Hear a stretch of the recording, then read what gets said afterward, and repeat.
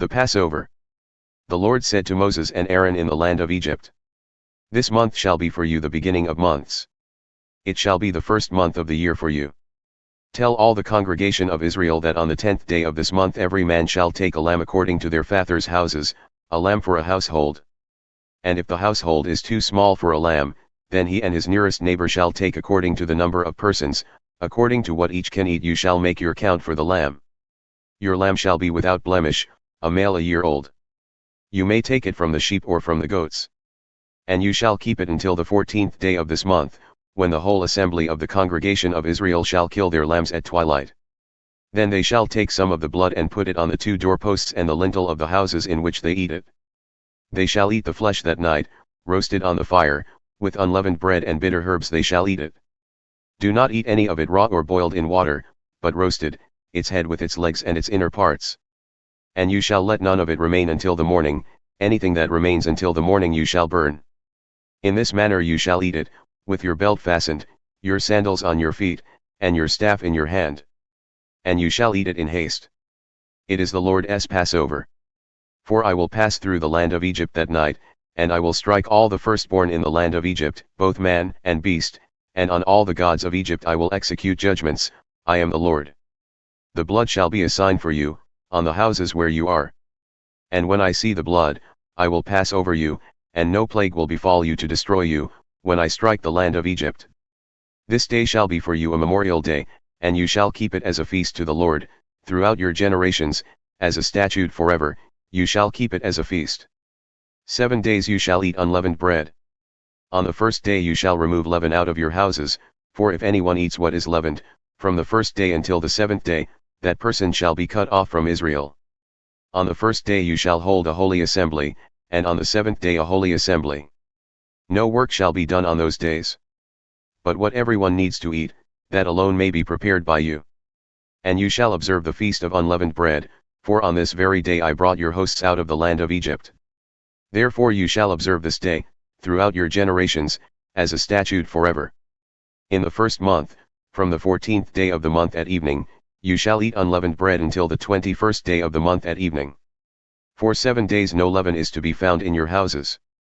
If anyone eats what is leavened, that person will be cut off from the congregation of Israel, whether he is a sojourner or a native of the land. You shall eat nothing leavened, in all your dwelling places you shall eat unleavened bread. Then Moses called all the elders of Israel and said to them, Go and select lambs for yourselves according to your clans, and kill the Passover lamb. Take a bunch of hyssop and dip it in the blood that is in the basin, and touch the lintel and the 2 doorposts with the blood that is in the basin. None of you shall go out of the door of his house until the morning.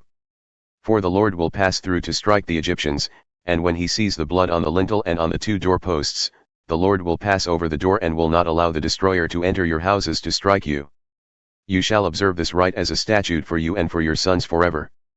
And when you come to the land that the Lord will give you, as he has promised, you shall keep this service. And when your children say to you, What do you mean by the service? You shall say, It is the sacrifice of the Lord's Passover, for he passed over the houses of the people of Israel in Egypt, when he struck the Egyptians but spared our houses. And the people bowed their heads and worshipped. Then the people of Israel went and did so, as the Lord had commanded Moses and Aaron, so they did. The 10th plague, death of the firstborn.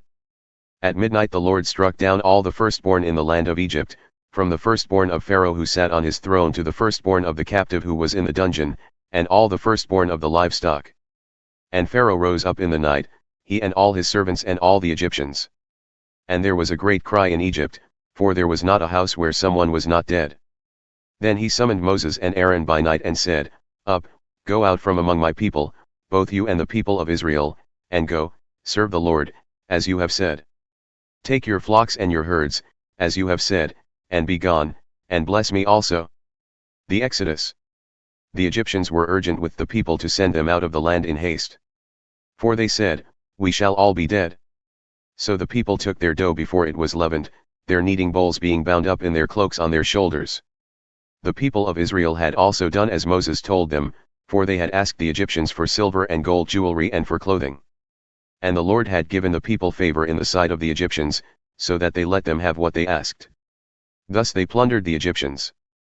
And the people of Israel journeyed from Ramses to Succoth, about 600,000 men on foot, besides women and children. A mixed multitude also went up with them, and very much livestock, both flocks and herds. And they baked unleavened cakes of the dough that they had brought out of Egypt, for it was not leavened, because they were thrust out of Egypt and could not wait, nor had they prepared any provisions for themselves. The time that the people of Israel lived in Egypt was 430 years. At the end of 430 years, on that very day, all the hosts of the Lord went out from the land of Egypt. It was a night of watching by the Lord, to bring them out of the land of Egypt, so this same night is a night of watching kept to the Lord by all the people of Israel throughout their generations. Institution of the Passover. And the Lord said to Moses and Aaron, This is the statute of the Passover, no foreigner shall eat of it. But every slave that is bought for money may eat of it after you have circumcised him. No foreigner or hired worker may eat of it. It shall be eaten in one house, you shall not take any of the flesh outside the house, and you shall not break any of its bones. All the congregation of Israel shall keep it. If a stranger shall sojourn with you and would keep the Passover to the Lord, let all his males be circumcised. Then he may come near and keep it, he shall be as a native of the land. But no uncircumcised person shall eat of it. There shall be one law for the native and for the stranger who sojourns among you. All the people of Israel did just as the Lord commanded Moses and Aaron. And on that very day the Lord brought the people of Israel out of the land of Egypt by their hosts.